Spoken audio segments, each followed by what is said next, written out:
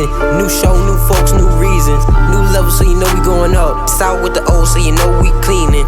We gleaning, brand new story. Got a podcast, come talk with Tori. Got you fiending, new stories. New podcast, come and talk with Tori.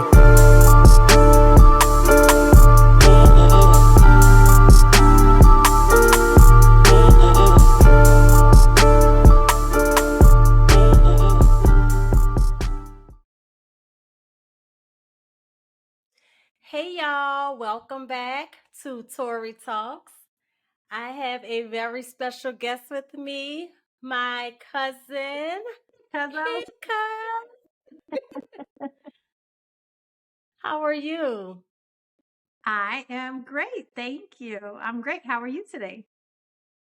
I'm pretty good. I said my cousin, but I didn't tell y'all her name. Matielyn, my cousin Matielyn. I No, got so excited. I forgot to put my last name, but I'm Matielyn Jones. Hi, everyone. Yeah, give the people a little bit about you, and then we'll dive right on into it. Sure. So I am a wife, a mom, a believer, a politician of sorts. I live in the metro Atlanta area, so north of the city in Gwinnett County. I am a former educator. I have run for public office twice. I work on campaigns, as a consultant. And I also work full time for a nonprofit in the operations function. And so I'm really glad to be here with you today. I am coming off the heels of Thanksgiving being like fun and exhausting. So I'm just starting to catch my breath today because both my children's birthday and my brother's birthday are all in like the same 7 days. And so it's been a whirlwind, but it's been great. And so it's very nice to meet you all. Well, thank you for for making some time for little old me. Like I said, we're gonna dive right on into it. And many people may not know this about you, but Oh, hello? you, Oh, there we go. yeah, can you hear me? Sorry. Okay. Yeah, I had a notification come through. I tried to figure out, I don't know Oh if it's no. still coming through, but sorry about that. Oh no, it's okay. Many people may not know this about you who obviously don't know you at all, but you used to, or maybe you still do, you used to do opera singing. Do you still do that? So I was first introduced to opera when I was in grade school. I don't remember what grade, but in New Orleans. And I had the opportunity to perform with the New Orleans Opera and I believe the show was the Nutcracker. It might have been the Nutcracker. It was something. It was something where I had a chance to perform with the New Orleans Opera.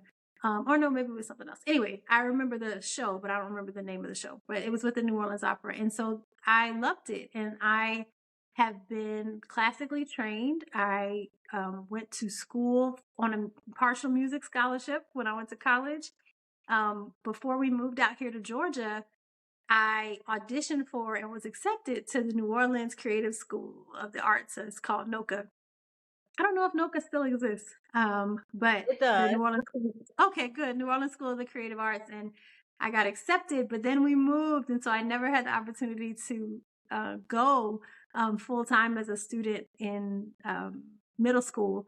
But I did go on to college and continue singing and get trained and doing all those things. So yes, and then I moved here to Georgia in high school, and I kept doing classical music, and when I went to college on my music scholarship, I was kept doing classical voice, classical music, and so I auditioned for the Atlanta Opera.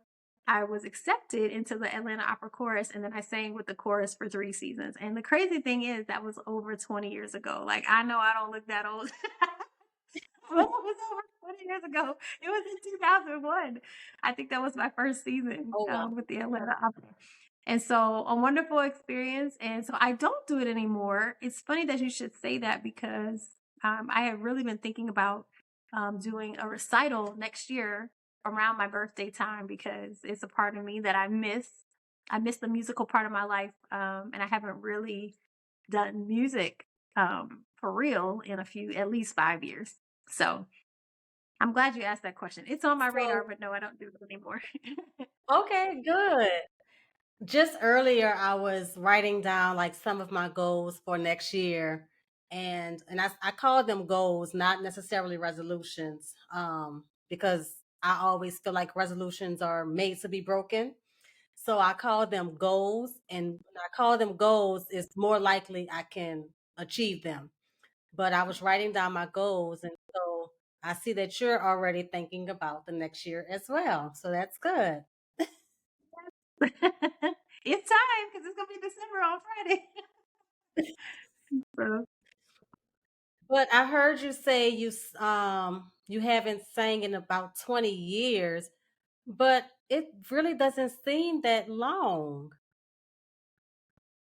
yeah, I haven't sang with the Atlanta Opera. I think my last show with the opera was 2003 was the last show that I did. I only sang with them for 3 seasons. And yeah, I continue to sing, just not in the opera company formally. So I continue to be a part of choirs. I continue to serve in church and sing in the worship team and the praise team and all that. But even that, I stopped singing probably 5 years ago. It's been at least 4 years, because when I first just started running for office, it's just my schedule wasn't conducive to rehearsal. And so, Yeah.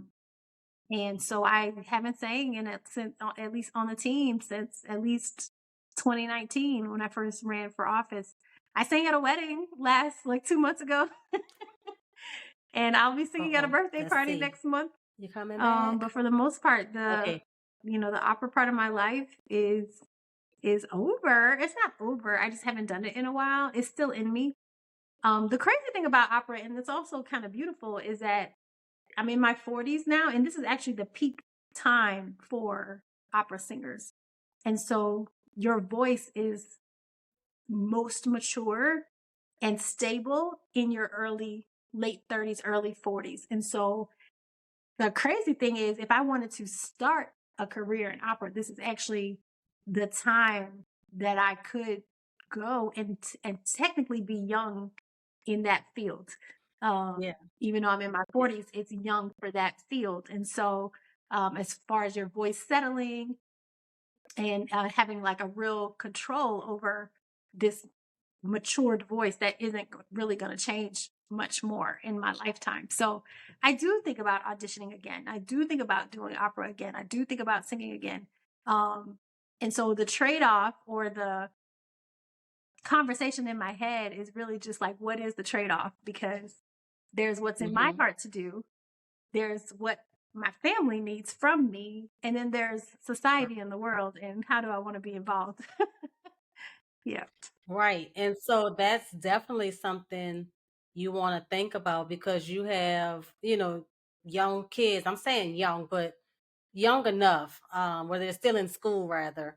And so you definitely don't want to take away time from that. And you're married, so you don't want to take too much time away from your husband as well. So I definitely understand, the dilemma you may be facing or some thoughts that may have come up in your mind as well regarding getting back into performing. Yeah, yeah, it's definitely it's in my heart, and so we'll see when we have a chance for it to come out. Yeah. But what do you miss most about performing and singing with the different groups and things like that? I love the camaraderie and teamwork that comes from it. So I'm always like, I like teams. And so I used to play flag football on a co-ed team, and I was a co-captain of my team because like I love teamwork and camaraderie and working together towards a common goal. And so what I love most is about, getting to know everybody and getting to, share of ourselves and the laughter and the triumphs, when we get the hard parts right, and, doing something that everybody doesn't do. I think, I've always loved classical music because I was introduced to it early in my life. And so everybody doesn't sing opera. Everybody doesn't appreciate it. Everybody doesn't appreciate the orchestra. Everybody doesn't appreciate the strings and like the horns and like it's the musicality of it. It's It's Mhm. the technical difficulty of the craft itself. It's the skillfulness that's required.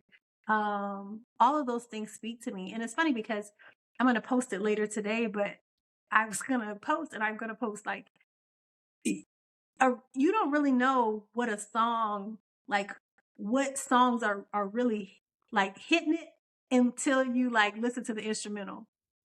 And when you Wait, listen say to the that again? instrumental, that's when you know whether a song is worth its weight or not. And I was just listening to the instrumental of On My Mama. And I'm like, those horns are everything. That bass is everything. And I'm just like, it's everything. It's everything. And so every bone in my New Orleans body is like soaring because that song is everything. The instrumental is everything. And so like that's the bigness of opera is what I will always love. There's nothing small in opera. There's nothing small in opera. Everything in opera is big. It's boisterous. It's, Yeah. it's animated. It's because there's no talking, right? So if you have to communicate through sound, there's no talking. You have to communicate. All the emotions has to come through your volume of your voice. And so that is the part of it that I miss. I miss the musicianship of it. Yeah, that's the part that I miss. So you mentioned that song. Could a song like that be translated over into classical music? Yes, of course, because the instruments, right? It's just music, right? But it's like, who has the skill to make it sound classical, Yeah. right? I that's not me. Maybe like maybe the Common could do that or something, or John Legend, who is a true musician, or a Bruno Mars, who's a true musician. Kirk Franklin plays several instruments. There's some artists who are true musicians, and you can tell in how their work is produced because it's coming from a place of they know that they're instruments. It's not just a melody or harmony or sound in their ear. They can hear it through the lens of the instruments that they know how to play. And so, yeah, it could absolutely be something to made to sound classical. It's funny to think about, but it's kind of cool too. Yeah. Okay, so earlier we kind of discussed, why you don't really sing anymore because of lack of time, or you're devoting your time into other things. Um Mhm. and I think you really mentioned this as well in your introduction in terms of politics and things like that, and you ran for office. How was Mhm. that? Well, first, the first question, first part of that is, how was it, or how difficult was it for you to give up something you're singing for public office, for running for public office? I think that's a great question. It's funny because at the time, let me say this. At the time, the timing of it, the church was holding like everybody had to re-audition. They had to re-audition for the Okay. worship team because it was like, they were like, everybody has to re-audition. I was like, okay. And even though I was singing on the team, that was one of the worst auditions I've ever had, ever in my life, ever. And I was like, what in the world? And I was like, oh my goodness. And so I got on the like maybe list. I wasn't on the yes list. I wasn't on the no list. I was like on the maybe you could try again if you want to. And I was like, oh, I don't know what just happened. Like I've never had an audition like that. And my audition the first time, which was a year before or whatever, it was like, but oh man, another thing about the artistry is that my audition the year before came from such a place of wanting to just be restored. Okay. after having a church experience that wore me out spiritually, emotionally. So I love church. I've always been a church girl. You will find me in the church every weekend. That's me.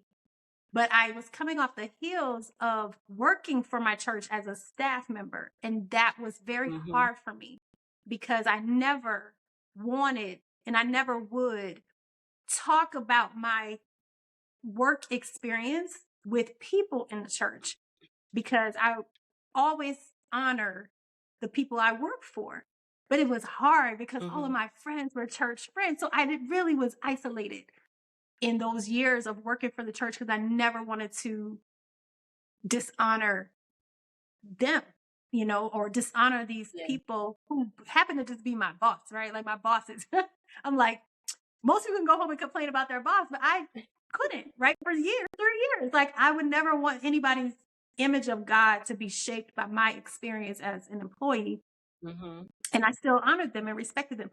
So I say that to say the year before I was coming into that audition and into my new church, because my prayer was, Lord, please send me to a place where I can hear. And so we moved from Virginia back here to Georgia. And so when I auditioned the first time, it was coming from a place that I didn't even know was in me. And it was just so vulnerable. And that vulnerability, even for me, I didn't sound like myself. And so I easily got on the team, but it was a restoration. I can't even describe it except to say I didn't sound like myself to me.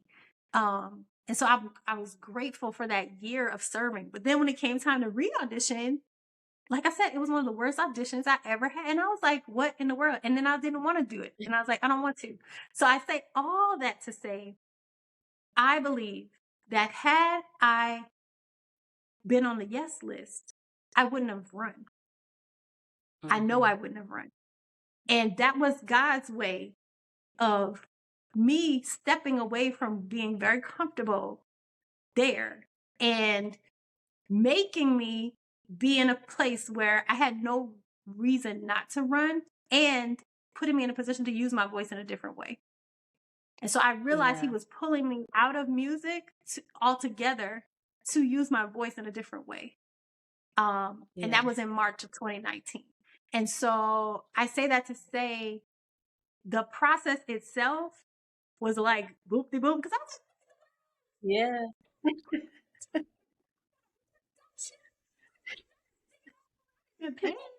was like, you can play three instruments. Come on, maybe miss. It was God. It was God. It was God. I know it was God because I know I wouldn't have ran. And I've been thinking about running for office for over 20 years. Since I was 18 years old, I've been thinking about running for office. I was 38 at the time, around 38 at the time. And so, it was, I had no reason not to. I really had no excuse not to. And I knew it was time. I knew it was time. So it was an intentional choice to not re-audition because I knew it was just a reason for me not to do what God had already asked me to do, 5 years before. Like years before, I heard God clearly say to me one day when I was at work in Ohio, I heard him clearly say to me, you just run and leave the winning up to me. I heard that as clear as we're talking right now. You just run and leave the winning up to me. And I was like, oh, and I kept working. That was I kept working. I was like, and I didn't brush it off, but I know what I heard. And so to be there in 2019 is like, you can only be disobedient for so long. Like disobedience, delayed obedience is disobedience, right? Delayed obedience is disobedience. And so it's like, I know what I heard. And so I couldn't shake that, it's like, I can't pretend like I didn't hear that because I know it. I know exactly what I heard. And so I was like, let me just go ahead on and do this. Just go ahead on and do this. Yeah. And I guess like the thing that spoke to me just now when you were telling that story, like you said, delayed obedience is the same as disobedience. And a lot of times, I mean, of course, we want to do things our way all the time. We want to do things our way. But I know there's been a lot of times where I've been the same way. You know, like, I heard you, God, but let me go finish this over here first, and then I'm gonna come back. And he's like, no, now. I said do it now. And I found, as of recently, and I'm saying recently, the past 2 years, 3 years, like when I listen right away, I'm much happier. I thrive in whatever it is that God told me to do, even if it's something that I don't even know how I'm going to do it, you know. But when God says go, you better go. Listen, you got grace for another day. It's like you got grace for Yeah. today, and you hope you got grace for tomorrow. You better get going, because listen, I've been reading the book of Acts in my women's discipleship group, and like I'm telling you, it's like there's something about the Bible where the people, like, they didn't get chance after chance after chance. Like, God kind of spoke, and he's like, Mhm. okay, you on your own now. Like, it was like, whoa, I don't want to be on my own. Yeah. I don't Right. want to be on Well, my no, own. you do want to be on your own because you're not listening to me. Yeah. So you do. Yeah. Yeah. Um, Also, I wanted to ask, in regards to, you're running for public office, and like I said before, you have a family. So what was the most difficult thing you had to do you had to do um in regards to maybe, you know, putting your more time into your candidacy versus family, or like what was the most difficult thing you had to do? I think the most, it's almost like it's a little bit of a blur, to be honest, because it's it's a lot of moving parts and pieces. When I first started running, it was before the pandemic. And so I was still working full time. I was commuting downtown. My kids were in before school and after school. Like, so it was a lot of like running to get out the house, working, rushing to get home, you know, feed them something, and then run back out to campaign with them, right? So campaigning with them. I was just talking with my girlfriend today. It's like my kids the last 5 years have been with me in the nights and evenings and the weekends campaigning, because my husband works nights and weekends. And so it's like this Yeah. is the first year in 4.5 years that it's like we're not running around every evening doing campaign stuff, or every couple of evenings doing campaign stuff. So I think the hardest part about running for office, period, is just the loneliness. It's very isolating to run for office because very few people do it. You're asking people to support you who don't know you. You'd be surprised how many people know you and don't support you. And Hmm. you can't control the outcome. So it's like I compare it to the Olympics. It's like they train for 4 years to run for 9 seconds. And that's what it feels like. You're preparing and preparing and preparing for however much time. In my case, the first time is 18 months for a day that you can't even control the outcome at all. Like, you do not know what is going to happen until the polls close at 7 o'clock that night. And so it's isolating because people don't really understand. Strangers, people don't know you. They put expectations on you. You're trying to put your best foot forward, but it's not enough for some people. And so you're opening yourself up for criticism, but at the same time, you are also sharing of yourself in a way that inspires other people too. And it's just isolating. And so I think that was the hardest part, is that it just felt really lonely. And it made me empathetic to like the Dr. Kings of the world, because it's the Yeah. first time I imagined that he was probably very lonely.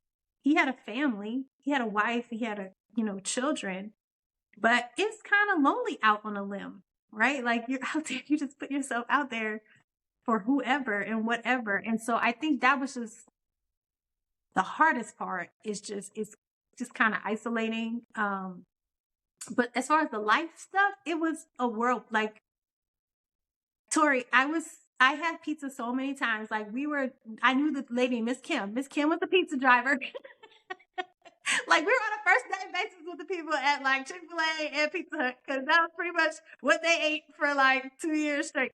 You know, it's like, Miss Kim over there, Mr. Wayne at Chick-fil-A. Like, it's like, whatever. It was ridiculous. So there's that part where it's like we ate really unhealthy for like 2 years. Yeah, it's just a whirlwind, honestly. It's just a But you know, whirlwind. But I never thought of, like you said, the loneliness. And I guess the average person like myself who have never run for office, we would never even begin to imagine that feeling for that predicament. You know what I'm saying? Because I guess when I look at someone running, I don't look at them being lonely, because I guess I look at them as they're always talking to people, always meeting new people. But I mean, like, you're not really having in-depth conversations with these individuals, not all of the time anyway. Like, you may get one a week or one a month, but like, friendships aren't necessarily formed with these individuals. You know, you're talking to them, getting their stories, and you telling your story, but there's no real connection. And so I yeah, never really thought that the loneliness would come or could come. yeah. No, thank you for saying that. Yes, I think that's true. Like, you definitely have these moments. I had these moments of like, there are people I've met on the campaign trail who I will be in my life forever. But for the most Hmm. part, I'm campaigning to ask them for something. And so that's the reality, is that there is an ask attached to this. It's not just me showing up to say hi. Like, I'm asking you to help me do this, right? I'm asking you to be a part of it. Yeah. And so, to the extent that I've asked for what I want, is to the extent that this transaction grows into something else, possibly, right? Um, Yeah, yeah, and then there's a lot of sharks in the water. There's sharks in the water. There are sharks in the definitely. water. Everybody in politics is not in with the right heart. Like, people are so ambitious. And this, I saw a post that said, so two things. In a lot of other places in the world, the people who are elected are called ministers, right? That's the Hmm. title: minister of this, minister of that, minister. And at the heart of ministry is service. And I saw a post yesterday that's like, it was like a meme. It said something like, ministry is a place to serve, not to shine. And so there's Yes. so many people in this space that want to shine. And it's like they have this personal ambition that really isn't attached to long-term impact in people's lives. And so I learned one thing that was challenging for me too, is that sometimes the best people for the job do not get elected. And so Yeah. that was That's like very true. hard to swallow. Yeah, it's like there are plenty of people who run who actually have the right heart, who are not corrupt, who are not self-serving, who are, full of integrity and compassion. But it's hard for those people to get elected.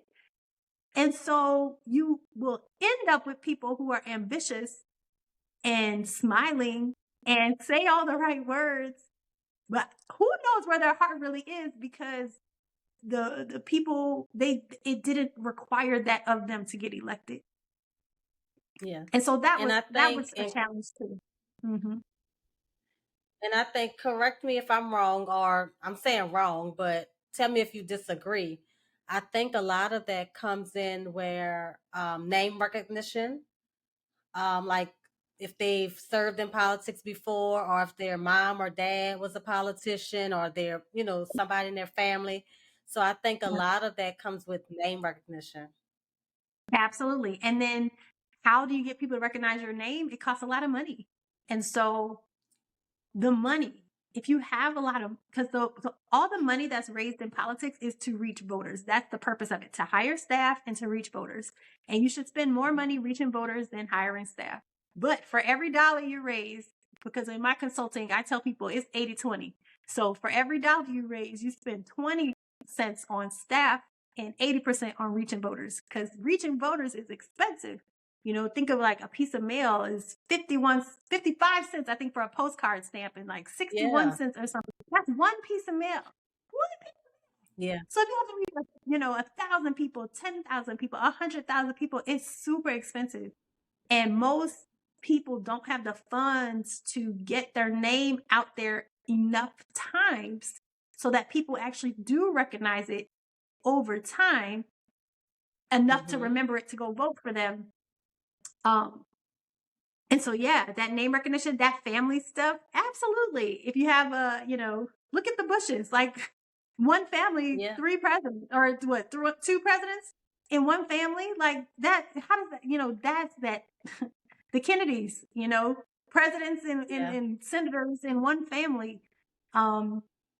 You know, so that's, yeah, that name recognition is everything. And then the reality is too, people don't know you from Adam when they go to vote, unless they've met you. It's just a Mm-hmm. name on a paper. So people, eeny, Yeah. meeny, miny, mo. You know, they're like, okay, they're like, what? Like, well, I don't know these people, whatever, you know. And so, yeah, there's a lot of factors involved in trying to get out the vote, and make connections with people. But what I will say is that after running the second time 2 years ago, last year, um, what I know about myself is that I'm gonna be serving and doing community stuff no matter what. So the title is a formality because it gives me access to decision making. But outside of that access to formal decision making, I am still doing my community. I'm still in my service. I'm doing my service. Like, I'm still doing my political work.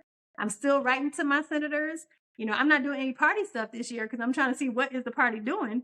That's what What I'm. is the So party I'm doing? backing away. What is the party doing? Okay, so I'm backing away from that. So I'm observing for right now.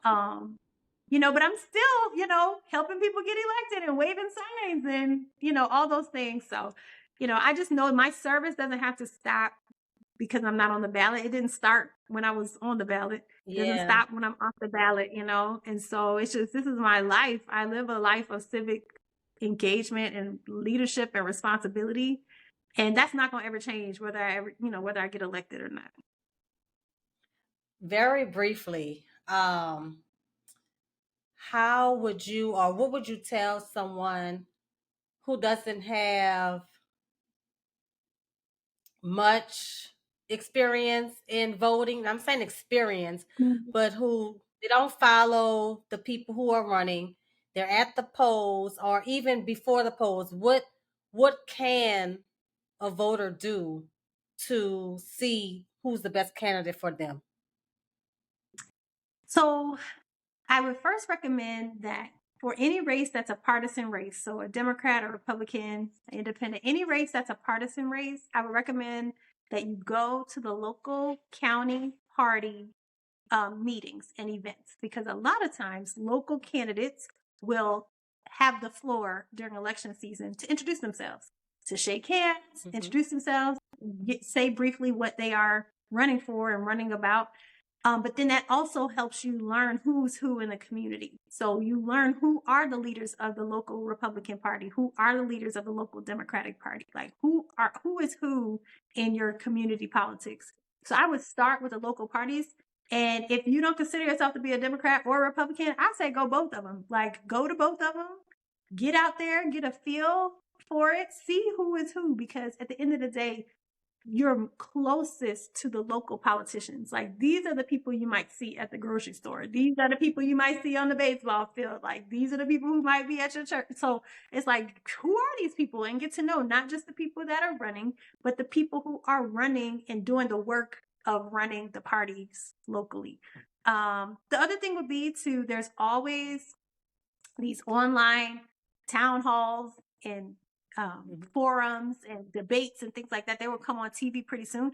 The cool thing is next year is an election year. So next year, a presidential election year, and presidential election years is like big money, big hype, big, and it's big. Everything is big, right? It's the biggest election every 4 years. And so there will be lots of opportunities to plug into events locally, virtually, on TV. There'll be town halls and stuff. I mean, I think that's where I would start. I think that's where I would start. Yeah, I think that's where I would start. Yeah, that's really good. Thank you. Yeah. Because a lot of people um they don't really know where to start. Yeah. And I know I'm guilty, or I have been guilty of this. Like I historically I have voted Democrat. Um Mm-hmm. and so whenever an organization sends like a not a ballot, but what do they call it? Like their whatever Like the their little flyer. organization is, like yeah, I'll just Mm-hmm. vote for whoever that ballot, that little Mm-hmm. advertisement says. But Mm-hmm. now, I think in the past 2 years, 3 years maybe, I've looked up these candidates myself, and Good. I'll read through, and I'll even Google their name just to see what comes up. And Fantastic. that's how I say, no, I'm not voting for this one. This is a maybe, and this is a probably. Like I break it down like that, but not everybody does that. That's okay. So I just wanted to see. Yeah, I just wanted to see what your suggestion would be. Yeah. Yep. No, I think that's okay. I think, so I've been voting for Democrats my entire voting life, but this is the first time, because I would just say it, this situation in Gaza is showing me a different side of blue people that I didn't know. I didn't know. And so it's given me so much pause, because 10 years ago, I had a friend who voted for the first time, and she voted third party. And I was like, it might have been 15 years ago. I was angry. I was like, girl, what are you doing? What's wrong with you? I was so mad. I was angry. And I don't even know what election that was. It was before, I don't know. It might have been Trump, Bill Clinton. I don't, or was that Trump Clinton? Did they run against each other? Yeah, Trump Clinton. It might have been that election, 2016. And I was just angry, because I was like, you threw it away. That man couldn't win. Just couldn't win, or whoever the person was. I was like, and I was angry. But today, I have to honestly say, and I might even post about this on my page myself. That I get it now. Like, I've never been in this position where I feel personally convicted not to just go with the flow, because I've always done that. Yeah. I've done my homework. I always know the people. Like, I always do my homework. I know who's who. That's not the issue. I've always been team blue. I told you I like team sports. So I've always been team blue. Like, I'm a team player. Like, come on, let's go team. I'll do what I can to get my people to come. I've always been that. This is the first time ever in my voting life, 22 years of voting, 24 years of voting, that I have paused about that because of this Gaza situation.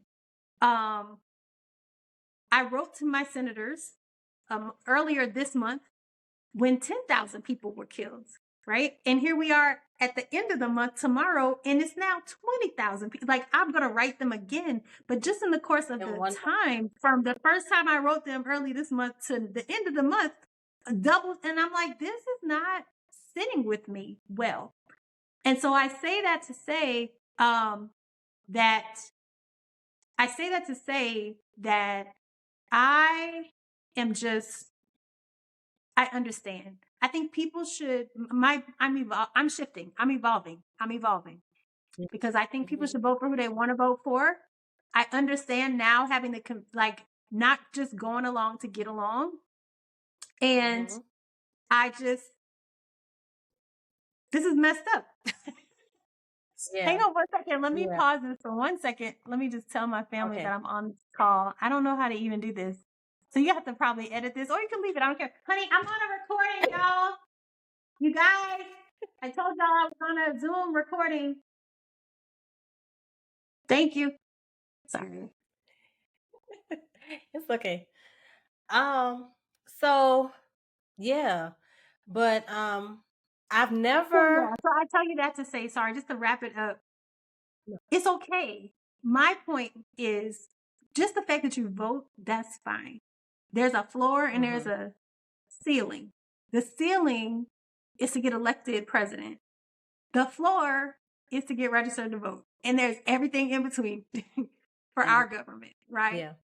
So I think it's okay to be in a place where you're registered and you vote. That's half the battle. It's just getting people to vote, period, regardless of who they vote for. And then the next level is, who do I want to vote for?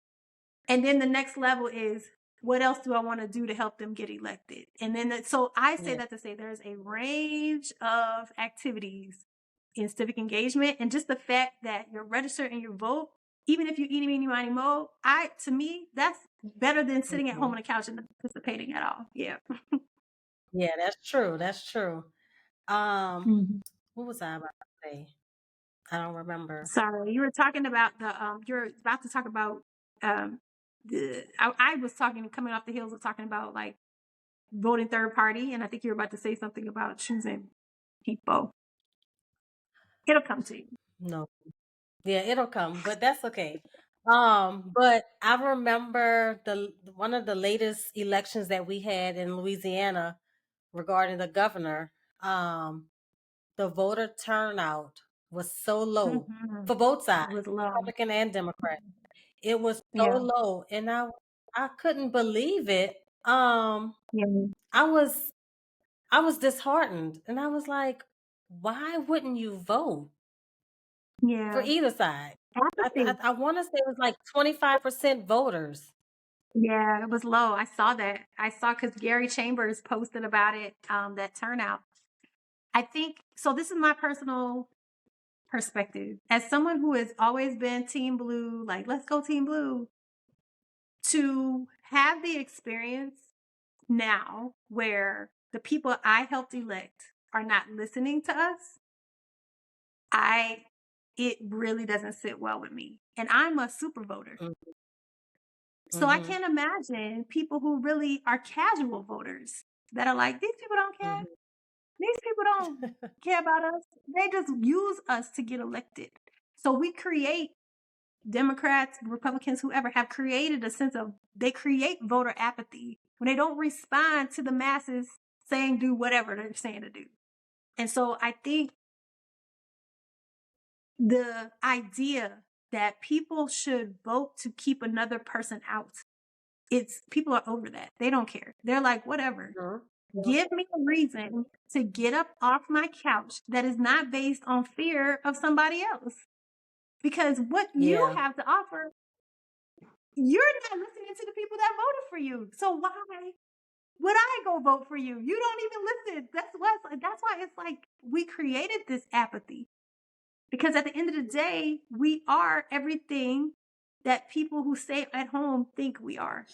And that's what this situation is showing me, is like, my goodness, like, this is real. And I never been in a position before where I felt like the people I elected, that I helped elect and dragged other people along with me who did not want to vote and did not want to vote for him and did not want to drag them along, only to be in this position now where you're not even listening, like, at all. Not Y'all are listening. acting like we can't hear nothing. And then the people who are listening are getting demonized and censored from talking. And it's like, do you see all the people that are saying this is not okay? And it's like, it's not on the agenda to change it. Yeah. So when I see that turnout in Louisiana, I'm just like,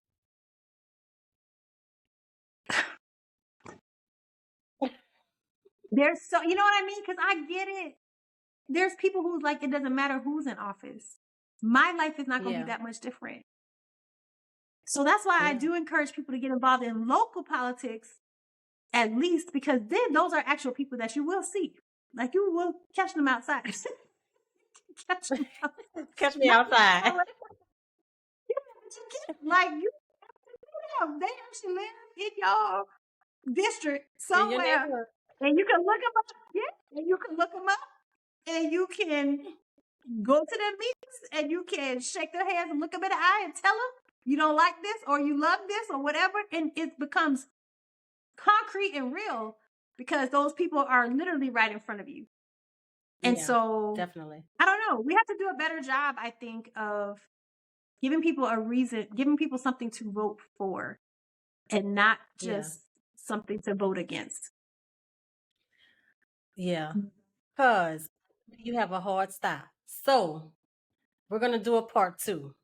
Um, we'll talk about it. We'll set it up. But before Okay. I let you go, can you give the listeners, a piece of encouragement in terms of whether it's life in general or voting or anything like that?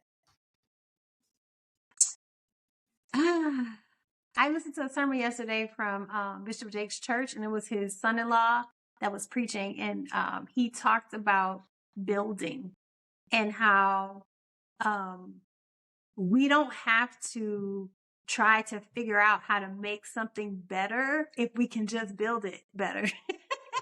And so, Mm-hmm. like, I would just Yeah. encourage you, if there's something that you see that's missing, if there's something that you wish there was more of, don't, complain about it, and don't rely on changing those systems or changing those things. Build it, build it, Yeah. build it, build the things we want to see. Like, think about the generations to come. Think about what you want to leave behind and build what the people need. Build what you need, because if you need it, Mm-hmm. other people need it too. Build it so that it will last and that we can change these things one election, one conversation, one community event at a time. That's what I got. Yeah. Okay. Well, thank you for coming. And like I said before, we will be scheduling part 2. Okay, Bye, that would be y'all. awesome. Thank you so much for having me. Love you so much. Thank you. Love you too, guys. Thank Hey, you. y'all. Tori Talks here.